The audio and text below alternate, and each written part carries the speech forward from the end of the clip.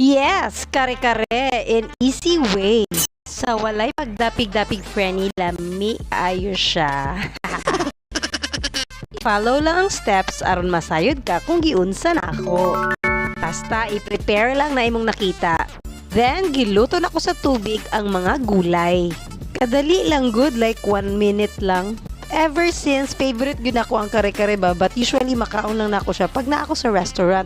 But now, dali na lang. So, luto na ang mga gulay. Magisa na taglamas.